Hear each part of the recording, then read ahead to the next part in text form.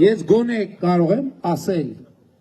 ինձ համար կարևոր է, ես կարող եմ ոսկեպարից հեռանալ այն համոզմունքով, որ ինչ որ մենք իրար հետ պայմանավորվել ենք ամեն ինչ տեղի ունեցել։ Հաստատ, եթե տենց է ոսկեպարցիները թող արտահայտեն իրանք վերաբերմունքը։ Սա ամենամեծ արդյունքն է, եւ հետեւաբար, ինչ էլ կասեն,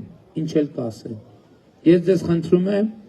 առնվազն ոսկեպարում դուք ոչ մի բան ուրիշից չեք, դուք հնարավորություն եք ունեցել բոլոր հարցերը ինձ տալու, բոլոր պատասխանները ստանալու, ընդ որում ես հատուկ չեմ թողել, որ լրագրողները լինեն ներսը, որ ես ձեր ուղիղ հարցերին ուղիղ պատասխաններ տամ, առանց սեթևեթելու, որովհետև ես ձեզնից ոչ մի գաղտնիք չունեմ, ես ձեզնից ոչ մի գաղտնիք չունեմ, եւ մենք իրար հետ այս արդյունքին պետքա տեր կանգնենք, եւ սահմանազատումից հետո ոսկեպարի եկեղեցին արդյունքում ոչ միայն չի հանձնվել,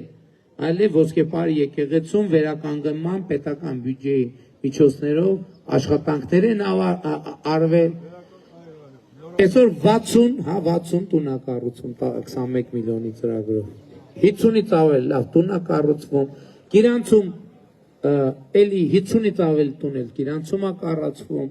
Գիրանցի եկեղեցին, որ 100 տարի չէր գործում, մի ամիս առաջ օծել ենք,